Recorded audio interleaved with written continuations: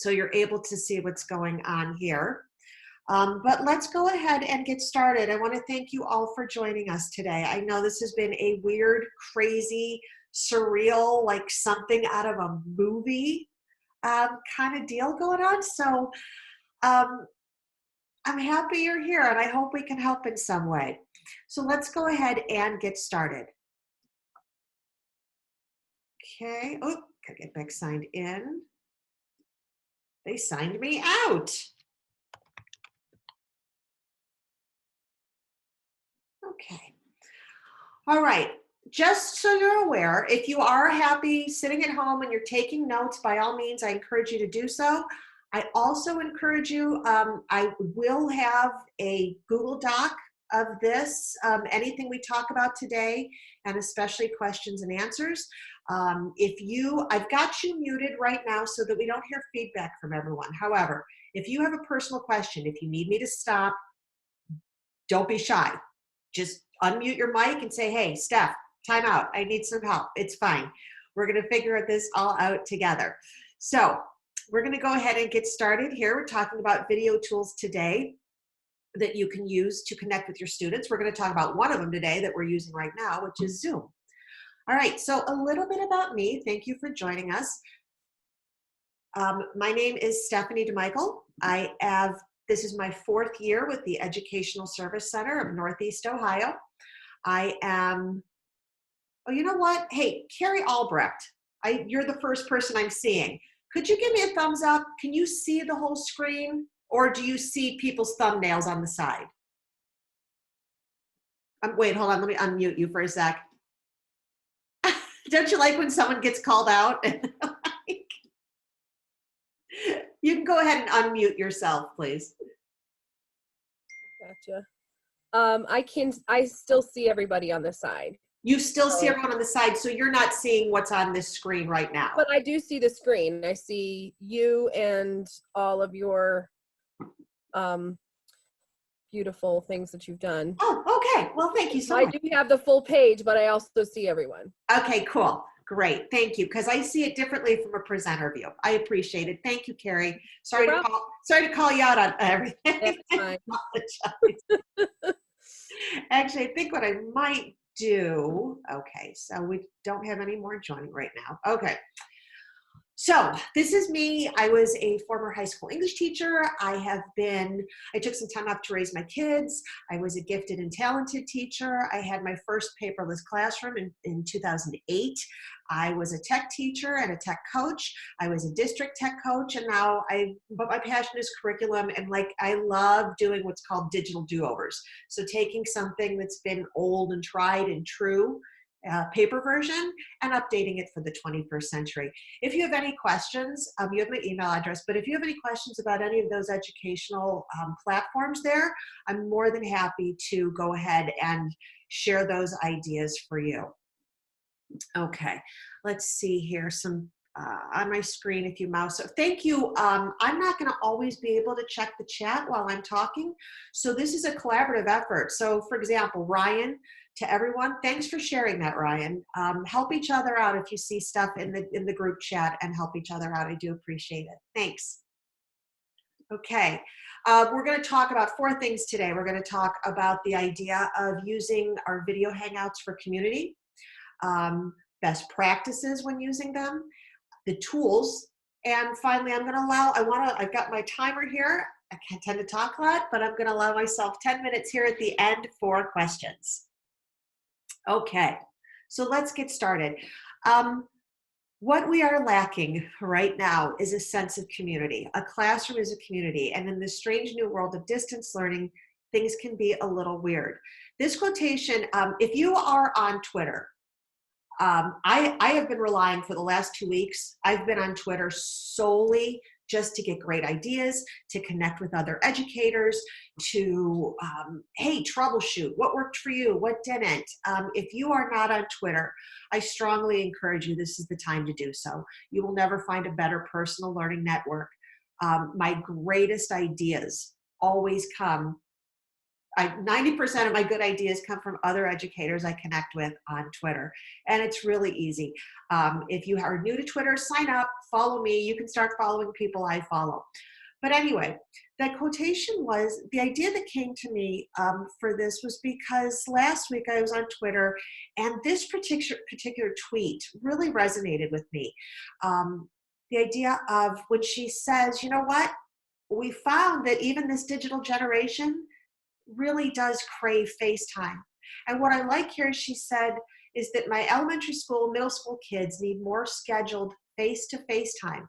It's less about content and more about community. So especially during this time of uncertainty and upheaval, it's really important to remember, yes, we can use the tools to deliver content, but we also need to use the tools to make connections with our kiddos.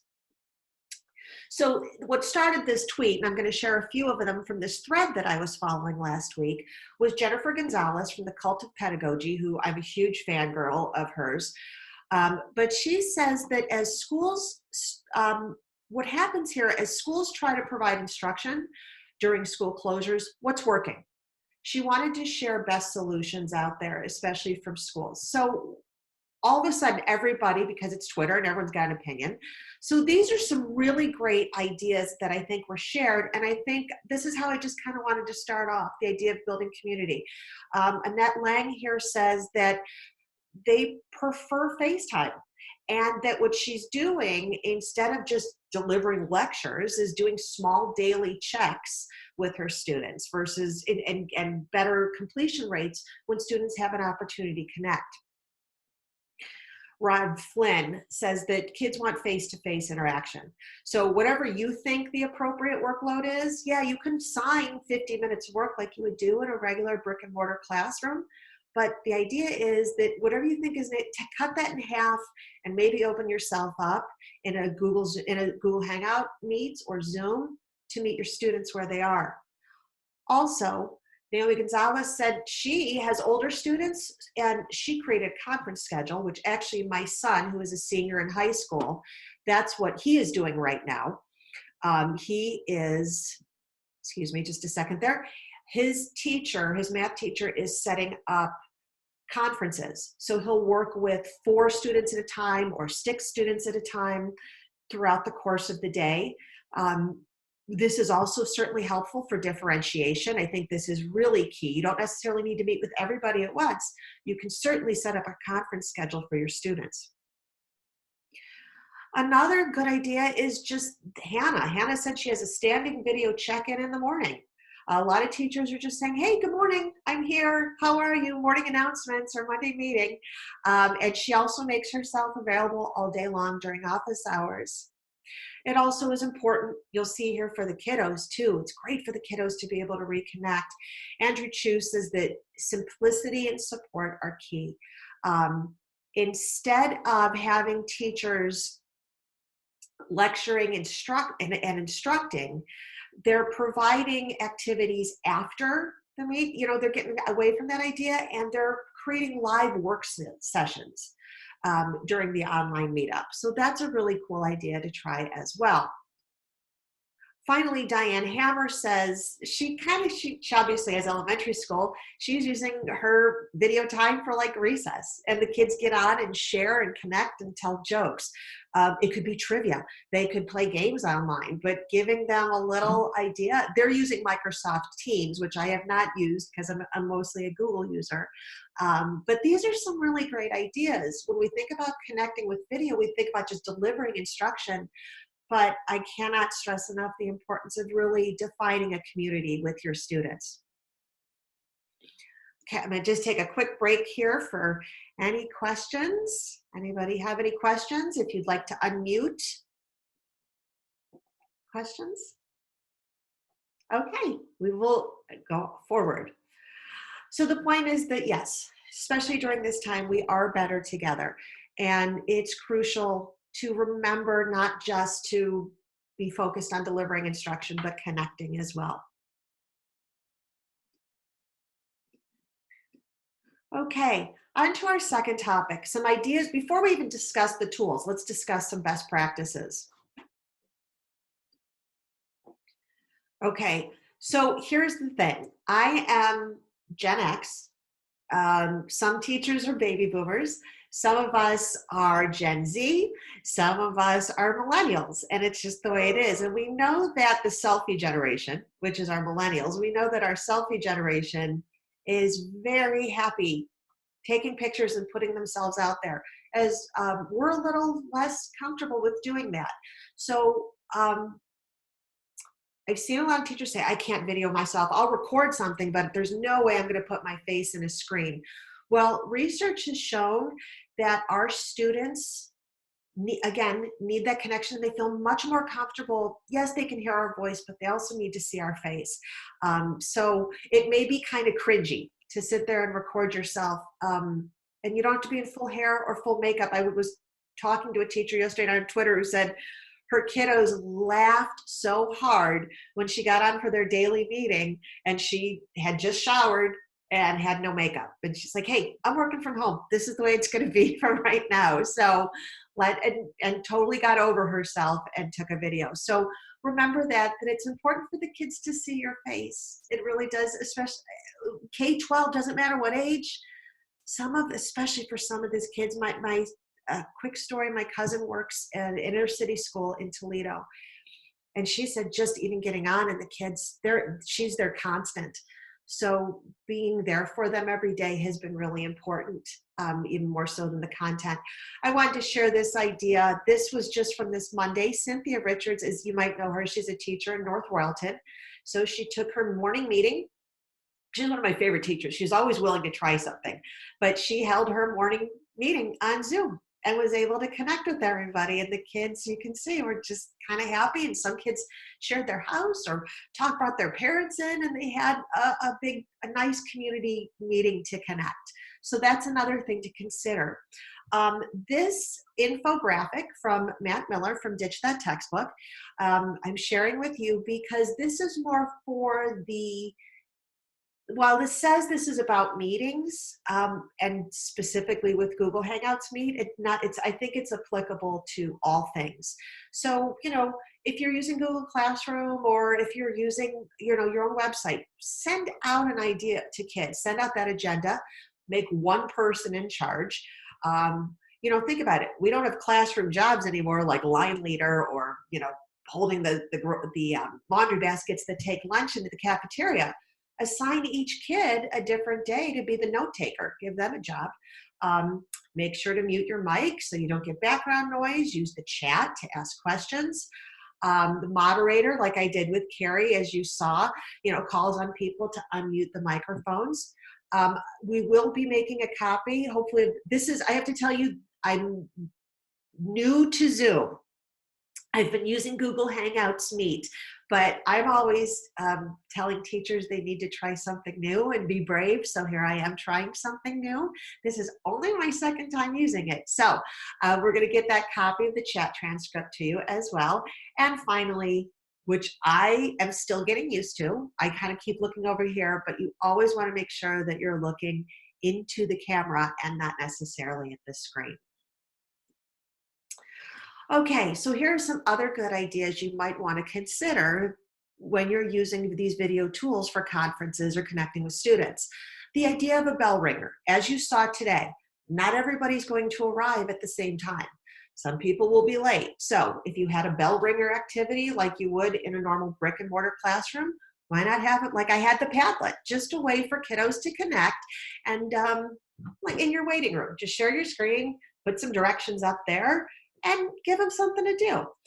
Also, and this is key, this is what I've seen on Twitter as well, teachers saying, hey, listen, we really need to be consistent. We need to pick one tool. We can't have these kids, one teacher's using Zoom and another teacher's using Google Hangouts Meet or another teacher's using Microsoft Teams. We really need to communicate within our building and our district and try to be consistent. We don't want to make it harder for our kids, especially our younger ones, to have to learn something new.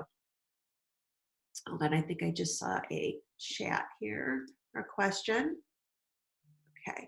Oh, no, Molly, it should naturally appear. I know it does in Google Hangouts Meet when you hit record. The chat is automatically created. So Don't worry about that. You don't have to retype anything. Okay. Also, let them. Here's an idea. I am a big proponent of, we're teachers. Our job is, we feel that we need to like give information to kiddos. I betcha they have a lot to share. I mean, I'm sure a lot of your students also have their own YouTube channels, so they're pretty savvy.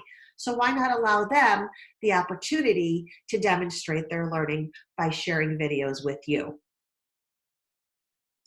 Check the chat again. Okay. Thank you, Rachel. I appreciate that. Thank you very much. Okay. All right. Also, be brief. So again, we're used to direct, a lot of us are very much used to direct instruction, and we think we're going to need to record ourselves. And I'm telling you, think of it your own experience. If you're watching anything over 4 minutes on YouTube, you're like, click next, click next.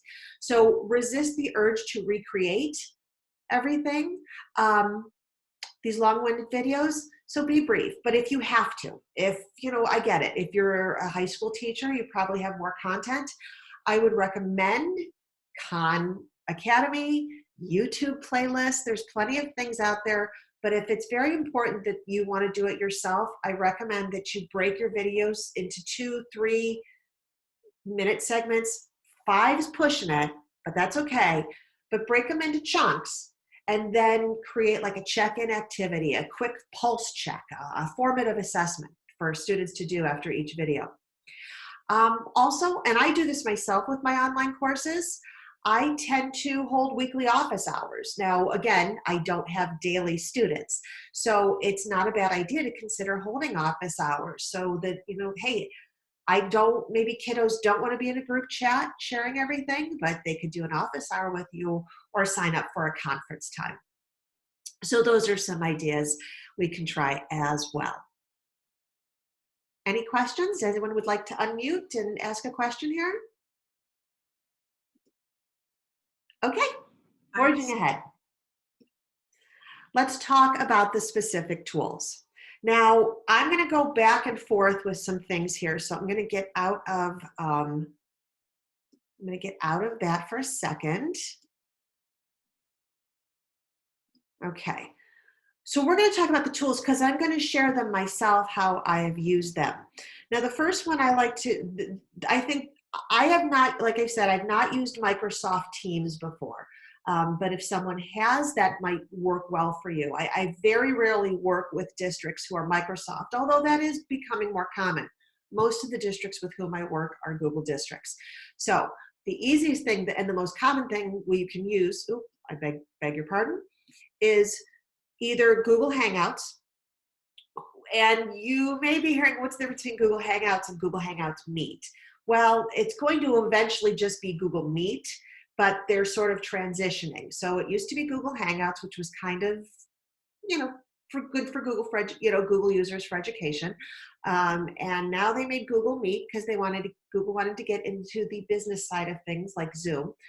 And so Google Hangouts and Google Hangouts Meet are essentially the same thing, but you're going to see over the next year or so that we're transitioning away from Hangouts into Google Meet. So whether you use Hangouts or whether you use Hangouts Meet or whether you use Zoom, they're pretty similar. Let me show you here. And in fact, in my notes, let me share with you, this is something I'm going to share with you today at the end of this webinar. I've created like just a quick document with information on there, but especially for Google Hangouts Meet, the video, how to use a Google Hangouts Meet, a video here on how to innovate with great teachers' ideas, a blog post for especially this is most recent, how to use Google Meet for e-learning, and a cheat sheet and training and help. And in fact, the training and help section I find is the support section for Google is amazing lately. They've really redone their help and support to make it much easier for teachers and for anyone to be able to use it. And I will tell you, the easiest part to use, in fact, I'm going to share this video with you right now because it's just a quick video with an introduction. Hangouts Meet for your organization. Starting a virtual meeting is easy. You can start an instant meeting in a web browser. Just go to meet.google.com and click Start or Join a Meeting. To add someone to a meeting, you can click Copy and paste the meeting details into an email or another app. Or click Add People and choose from the available options. And if someone sends you a meeting link URL, simply click the link to join the call. To learn more about starting a Hangouts Meet video meeting, go to google.com and search for Start Hangouts Video Meeting. Thanks for watching. Okay. It's really that simple. In fact, a lot of times if you go over here to your waffle, I call it the waffle. Technically, it is called, if you're in Google, technically it's called the app launcher, but I like food, so I call it the waffle. And if you click on the waffle, and I don't know, of course, now it's not clicking the waffle, and my whole thing should open up there. Huh. Let me try over here. There we go. So in my Google Drive, if I click the waffle, you'll see that all my apps open up and Google Meet appears. And you'll see here that all I need to do to join or start a meeting is click the plus sign. You can give it a name, click continue. There I am. And I can click join now. I also have the option, like we're doing in Zoom, to go ahead and present my screen. There's also a chat option. Others can share their screens, so students could share their work with you. They could say, you know, they can hold it up, of course, or take a picture and send it to you, but they would also have the opportunity to go ahead and present their work to you as well. And it's really that easy. And if you hit the record button, actually the user interface on Hangouts Meet has gotten much simpler than it used to be in the past. So same kind of thing. If you have any questions about that, anyone want to unmute? Questions about Google Hangouts Meet? Okay. Oh, I just realized I touched my face. That's okay. I've been inside for, like, I'm on day 11 now, so. And I'm like spraying everything anyway. Okay. I did have a question. I'm sorry. Please. When you do these meetings, would you have to do a new meeting name, or could you have that as a weekly thing? Okay. Update it, or? Yeah. Yeah. In fact, let me show you here. So this is an online class that I currently run. It's a book creator online course for educators. And what I have here, let me show you my classwork.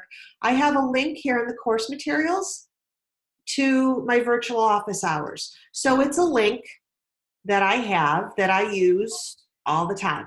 And so once you have a link, you can keep it.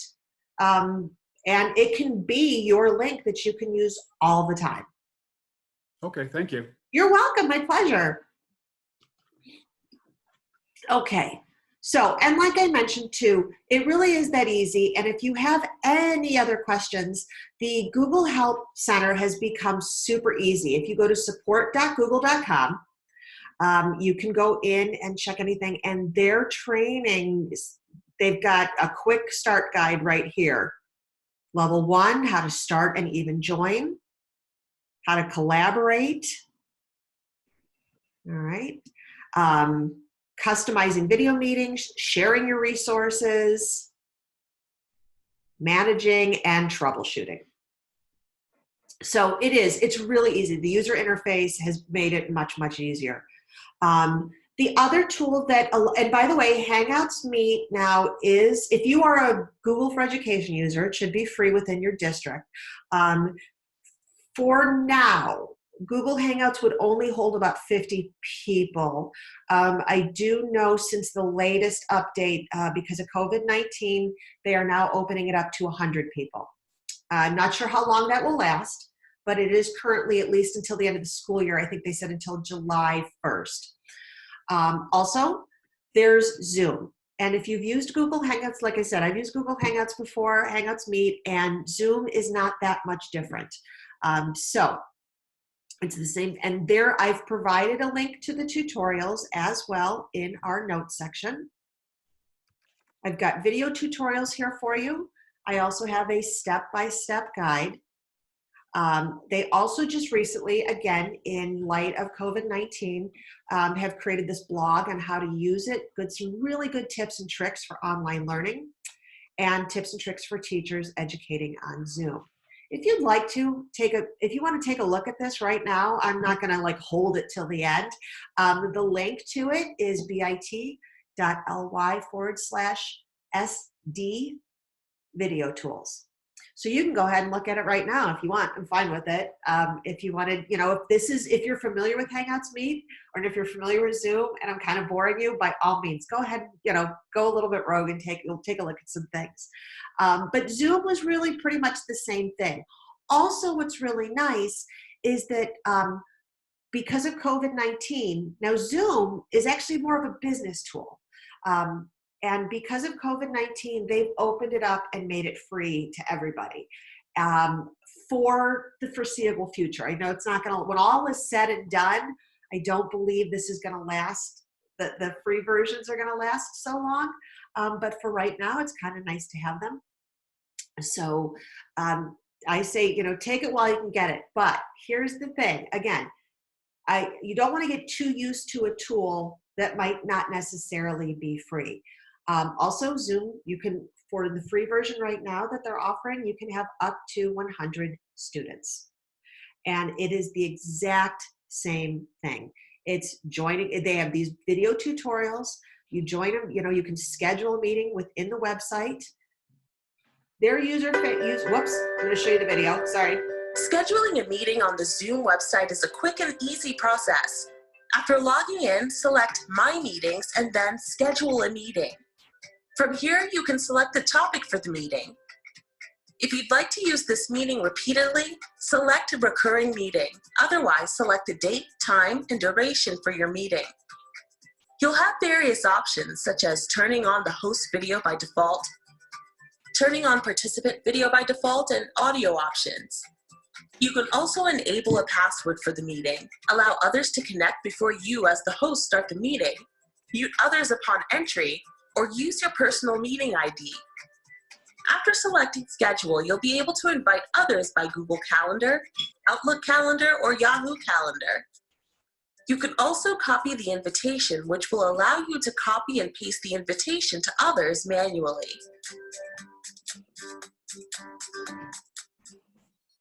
Okay, so yeah, that is pretty much easy peasy as well.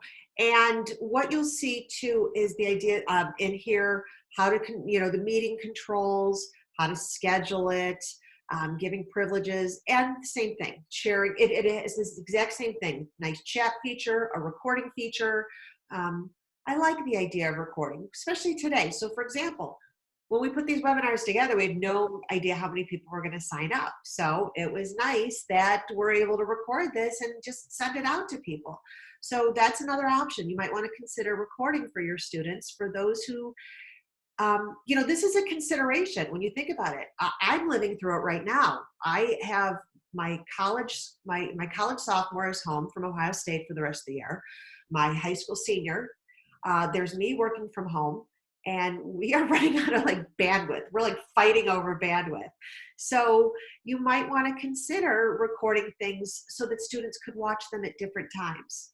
Because if they're fighting over bandwidth like we are, they might have that issue. Also, you might have older children who are acting as babysitters for their younger siblings. So that's a consideration as to why you might want to, instead of holding a live meeting, potentially, record yourself and your lessons so that students could watch them at their leisure.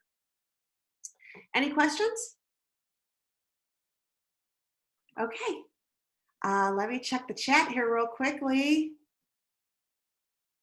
Oh, Beth Schwartz. In Google Hangouts, I have heard there are problems with students re-entering the meeting after it is over and having unsupervised conversations. Beth, Google did just recently address this. And they've now made the person who's in charge of the meeting the person who's in charge of the meeting. So students aren't able to go ahead and do those things. Lynn put an activity in the waiting room. All I did was I had created the activity and I put it, I shared my screen. That was it. So you were able to see what I was seeing. You could also, if you have a website or Google Classroom, you can say, hey, while we're waiting for everybody to join, here's a link to an activity that you can do. Yes, Molly, Zoom does let you use a white screen. You can write or type or draw on it. I have been playing around with that a little bit. And no, to my knowledge, Catherine, there is not a student annotation feature in Google Meet. However, I'm going to take these questions that are in our chat, and I'm going to find links to information if I can't answer them, and I will add them at the end of our doc in the Q&A section. So all of the questions from our chat, I'm going to put answers to or helpful links here. Melissa, choir teacher, I just saw on Twitter a whole bunch of kids from a choir who were supposed to perform got on Zoom, and everybody sang their part, and they did a virtual concert. So I think that's definitely something that could work for you. And again, we just need to sort of think out of the box. How do we make it work? Restaurants closed? Well, they're offering takeout. One restaurant closed around me. They're not going around with a food truck. So it's kind of a nice idea to be able to do those things. Just sort of think outside of the box. Let me look at any more chat here that I can answer. Okay. All right. Let's see. Let's move on to our next part. All right. So we've talked about Google Hangouts Meet and Zoom to be those tools which you can use to connect. You can also use them to instruct as well. There are other tools that you might want to use to instruct. The tools here that I have, the logos, this first one is Screencastify. And in fact, let's see, I'm going to go ahead and practice annotating. How about that? Let's see. Oh, that didn't do it. Okay, I'm going to try here with the draw tool. All right. So there we go. That first one is Screencastify. It is a Chrome extension. This second one is Flipgrid. It is an app for the web, and it allows social learning, allowing students to record themselves. I have used these extensively. Screencastify and Flipgrid are my go-tos, and I'll tell you why they're my go-tos, because you will be up and running in 10 minutes. They're so user-friendly. And so that's why I use them. Now, in the last 2 weeks, since I've been on Twitter, I've heard other teachers recommend these two. Loom, loom.com, which is, it was actually Screencastify's business partner. So you know how I mentioned before, Zoom was used for business. Loom was used primarily for business, and Screencastify is often used for education. So Loom and Screencastify are just opposite sides of the same coin. Just for you. Pardon me? Did someone have a question? Okay. If you could go ahead and mute your microphones, I would greatly appreciate it. Thanks. Unless you do have a question, then reach out. Another tool that we've got going on here is Iorad. I-O-R-A-D. I just started playing with this. I learned about it at the beginning of the year, and I've just started using it because it allows you to make clickable tutorial videos. And of course, if you don't have any of these tools, or if you're not comfortable, go ahead. Use your cell phone to record yourself, sharing an idea, asking a question of your students, posing, a question for them to answer. It's okay to use your cell phone too and upload the MP4, MP3 video.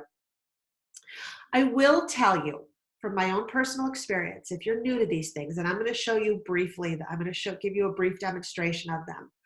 I will tell you my personal favorite. If you're not used to this, if it's not something with, you feel comfortable using, I highly recommend starting with just Screencastify. And let me show you how Screencastify works. So this is, I gotta get rid of those. So that's what happens when you annotate. Now I can't get rid of them. That was my first time using the annotate feature. So hold on Zoom. Anyone got an example? Anyone got any ideas of how we're going to get rid of this? If anyone's used it before. On Zoom, there was a button that was an eraser. It was across the Oh, top. yes. Okay, thank Good luck. you.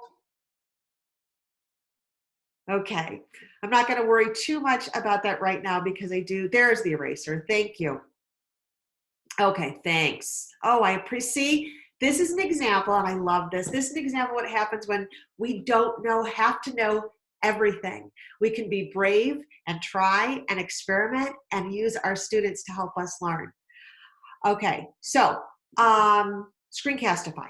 Screencastify is a Chrome extension. In fact, here you can see it up here in my Chrome extension bar. All you need to do is go to screencastify.com and you add a video, or excuse me, you add it to your extensions. Here's what happens. You can create videos. Here are some examples. I'm going to show you an example I just did this week using Screencastify. You can just record your screen. You can record your screen and yourself, or you can just record your screen and audio. It's up to you. But as I mentioned, your students do feel more comfortable seeing your face. So even though here it's quarantine life, I have no makeup on and my hair is in a ponytail, I still went ahead and recorded myself. So here's an example of how Screencastify works. One of the things you can do with your form is to check on your responses. You can turn responses on and off. All you need to do is go up here and click the responses tab. You'll notice here that you can choose to continue accepting responses as long as the form is live. When you toggle off this switch, it says that you're no longer accepting responses. So again, if there's a time constraint on your form, I would go ahead and make sure that when you're done accepting responses, you toggle that switch. You can also change. Okay, so you get the point. You're allowed to share your screen and walk through an idea, which I think is perfect for students who need a little extra guidance understanding something. This is great for math teachers who want to explain, thinking, science teachers, anybody. And it is super easy to use. So in fact, all you do, once you've installed it from Chrome, is I go ahead and click on it, and I have an option here. Do I want to do it from my whole desktop? Or do I just want to do a webcam? Do I want to turn the microphone on or off? Sometimes I've just recorded 10-second, 15-second quick video tutorials with no microphone, no sound. You can also choose to turn on or off the webcam, but I like to leave it on. And so here I go. I'm going to record. I get to choose which I want to do. I'm going to choose my entire screen. I'm going to click share. I get a countdown. Okay, here I am on a Zoom call, and I'm talking about how to use Screencastify for learning. So the first thing you'll want to do is look at, how is it used for school? You want to maybe take a look at the overview. Okay. All right, I'm going to stop right there. I hit stop sharing. And then what it does is it automatically starts saving to your Google Drive. And you'll see I can name it. I can open it in Editor. I can crop it. I can share it to Google Classroom. I can publish it to my YouTube channel, or I can just get a shareable link and put that in Google Classroom if I wanted to. So really, Screencastify is super easy. You will be up and running with it in under 10 minutes. I'm going to go ahead and delete this, but it does automatically save to my Google Drive. Easy peasy. And you'll see these are a list of all of my, you can see I've done a lot of Screencastify videos because they are just easy peasy. Any questions on Screencastify? Okay, let's talk about that next one, which I talked about was Flipgrid. So let's go back to Flipgrid. I'm going to close that, and I'm going to close that. Now, Flipgrid is the bomb, and Flipgrid will be always free. It has no freemium features. Microsoft bought it. Microsoft is supporting it. It is free, and man, the people at it, the people who work for the are always updating things. They're so great. So it's super amazing. I'll show you what you do. Flipgrid is easy to sign up. And what you do is you create a grid. And a grid is just another name for a classroom. So here's a classroom I've done. I call it DeMichele's Den. All right. And what you'll see, I've got these topics here. And I will tell you, again, another funny thing about video. So here's an example of a topic that I created.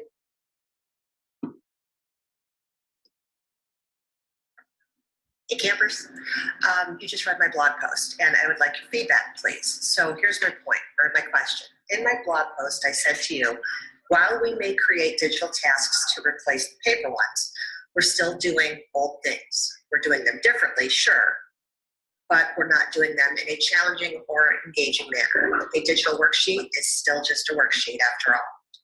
Do you agree or disagree with that statement, and explain why? Thanks.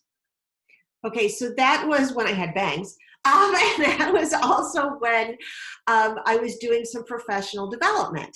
So there I am, and I've asked a question. And then what happens is your students get to respond. Okay, hi Stephanie. I think that a digital worksheet could be useful to break up the monotony. So she goes ahead and respond. I have the option to give feedback in a grading rubric that I've created or that they've created, and you can edit it. I can add comments here, detailed feedback for Rima that she'll get. I can also go ahead and record a video back to her, explain, oh, I really like your thinking. I like that. There's so many new levels of ways that you can connect with your students on Flipgrid. And kids love it. They love it. They love sharing ideas and then responding to each other. So you can go ahead and add feedback to each other. You can share with each other. You can say, oh my God, hey, Claire's my student. She provided a phenomenal response. I want to share it with parents. I can share this private link with parents. Say, look what your kiddo did today. Teachers have used this not only just for kids to give answers, but to practice, to show what they know. I've used it with kids in math, where kids have held up their whiteboard and explained a concept. Now actually Flipgrid has its own whiteboard component added to it, so kids can write on the screen. I've seen music teachers use it for kids to hand it. I've got a band kid, my high school senior, and he's handed in his performance videos and scales through Flipgrid. There are so many ideas to use for it. And in fact, you don't even have to reinvent the library. You can go here to the Disco Library, which is short for Discovery Library, and you can find topics created by anybody. Other teachers are willing to share. It is a great place for sharing. Here's an example of a good morning video created by a language arts teacher. Although she chose not to record herself, but you don't have to. You can put in a GIF, you can put in, or GIF, however you pronounce it. You can put in just, something simple. Tell me how you're feeling. Remember to be respectful. It has an immersive reader for our students who might need that. There's just so much to it. And what they've recently done in light of COVID-19, Flipgrid came up with this learning from home, all of these home learning experiences, dialogue, and family involvement. They have 58 topics that they've shared, weekly check-ins, would you rather math, retelling a story, TED Talk reflections, brain dump for fractions. So educators all over the globe are sharing their best practices for distance learning. You don't need to necessarily reinvent the wheel. It's there for everybody to share and use. In our list, again, I do have hold on, wrong one. Sorry, bear with me here. I'm going to look at our chats here real quickly. They're offering, yes, Gina, Screencastify is offering an upgrade for the rest of the year because of COVID-19. So their premium features are now available for free for a short time. Did you have to set up that recording folder in your drive before using Screencastify? No, Lynn, I did not. Actually, it automatically creates a folder for me. The difference between Screencastify and Flipgrid. Well, Screencastify is a screen recording tool, and Flipgrid, I would say, is more of a social learning tool and a social connection tool. Both can be used in Google Classroom, and they are both elementary friendly. I will only recommend tools that I think you will be, I don't want to frustrate you, only tools that you're going to be up and running with in less than 10 minutes. Catherine, in our notes, I will have for you how to share a Flipgrid topic with the kiddos. I've got some good how-tos here for Flipgrid. Let me get rid of that. The Getting Started Guide, a blog post, remote learning with Flipgrid, and then the 30+ ideas for using Flipgrid in the classroom. That's on our shared document. You'll see it's pretty easy. We're going to talk about ways to start small with that too. Okay, let me go back. I had mentioned Loom, and we're running out of time, so I'm not going to spend too much time on Loom or Iorad, only because I haven't tested them out myself. And what I've seen from, these are ideas from other educators that I've seen on Twitter. Some are starting to use Loom. I know Crestwood Schools recommended Loom to me, and I haven't tried it out. But to me, it's just like Screencastify from what I've seen. Now, Iorad, I've been playing with myself, but it is not super duper easy to learn. You record your screen, and then what it does, let's see if I can get this to play. You record your screen like you would in Screencastify, and it captures your steps and then breaks them down. Click Untitled Question and type in your question. So I click. Type your question. To change the question type, click the down arrow. Add a response option. Add another response option. Add another response option. So basically what Iorad does is it breaks it down into clickable steps for you. And it's kind of like you start with Screencastify, you record your screen, and then it breaks it down for you. There is a learning curve to it. I'm still learning it myself, and you will not be up and running with it in under 10 minutes. So if you have time, go for it. I think there's a lot of potential to it. It was a business tool that's being used. And like I said, I'm just kind of playing with it myself. Okay, so I wanted to also leave some time for questions and answers. I do want to share with you some really good advice, however. And here's my thing. This is what I tell every teacher. I'm an ed tech junkie. I will try anything and I will dig in and play. Here's my best advice to you. I've given you a lot of stuff today. Pick one thing. Just one. You don't need to know Google Hangouts Meet and Zoom. Just pick one. Get good at it. Get comfortable with it. Try it out. Learn it. You don't need to know both. A lot of these tools out there, we think, oh, I have to know all of them. And what you'll see is that a lot of the tools are just same things, just on opposite sides of the coin. For example, Screencastify and Loom. Same kind of tools, just different companies. So pick one thing. My next piece of advice to you is baby steps. You don't need to know all of the features at first of Flipgrid. You don't need to know all of the features at first of Screencastify. Just start doing something small. Make your first video in Flipgrid. Don't expect to understand all the feedback and the rubrics and the voting and the liking and the commenting and the sharing. Just start small. Baby steps. Get used to, once you've mastered one thing, you're going to move on to the next. Yeah, I'm ready to tackle that new thing. Play in the digital sandbox. Remember the sandbox when we were kids? We'd build sandcastles. That didn't work. I'm going to try it again, knock it down. I call it the digital sandbox. Just play. There's no right or wrong. You're not going to do anything wrong. You're not going to mess anything up. These kids are going to be okay if you make a mistake. It's fine. And finally, be like a superhero to these kids. And here's what I mean. They're looking to you for guidance right now. You don't have, and this kind of fits in with what I said. Who's superheroes? Be a vulnerable superhero. say, kids, you know what? I don't really know this, but I want to try this. So be brave and daring and say, I want to give this a try. So, and I'm open to your ideas. Or if I will never forget this. In 2008, I was teaching, instead of doing book reports, my gifted kids wanted to do a wiki on Fahrenheit 451. Wikis were new and popular. And I stayed up till 3 a.m. learning PB works and how it works so I could instruct the kids how to use it.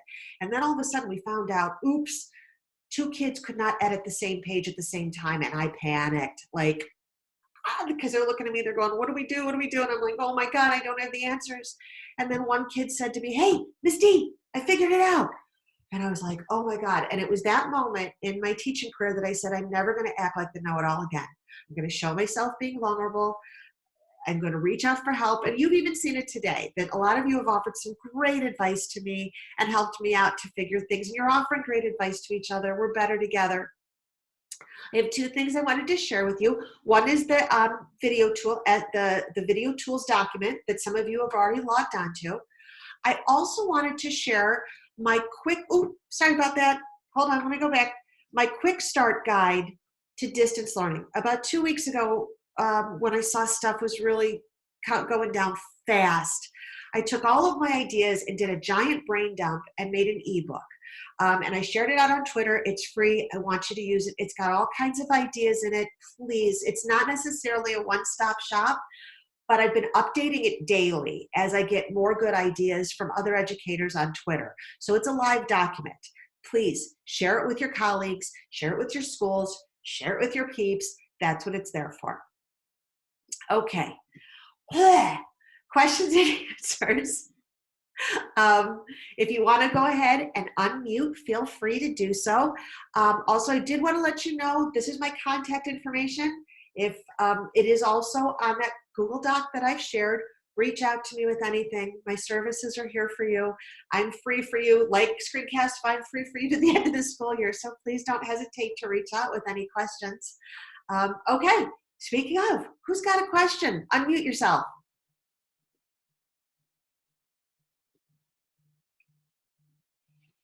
Bueller? Anyone? Bueller? I'm going. Yes. Hi, I'm from North Royalton Middle School. Hi, Melissa. I'm the choir teacher. Okay. And I think because of the huge groups of students that I have, this can be a little intimidating to kind of get it started. So out of everything you talked about today, what do you think is the best one for, trying to get a very large group of students together? To perform? Well, either to perform or to just connect, even if I do an activity with them or put them into teams. Since you have a large group, I would go with that recommendation we saw earlier from that Twitter teacher where she had kids sign up for conferences. Okay. And I would probably do it through Google Hangouts. You're a Google district, right? Yes, we are. And you have Ann, you have Ann Radifo too. Yes, yeah. Awesome. Yeah. Yeah, Ann could so help you. So I would recommend setting up a conference schedule, having kids sign up. You could put that in a Google form or a Google Doc, or even Sign Up Genius. Oh, have you ever done anything for like a PTA mom or something where you've had to do Sign Up Genius for volunteering? And then just kind of do a Google Hangout, little chunks at a time with maybe 6, 7 kids, whatever works best for you. Okay, those are great ideas. This was awesome. Thank you so much. My pleasure. It's what I love doing. I love helping. So I'm happy I can be of use during this time and ease some anxiety. Anyone else have a question?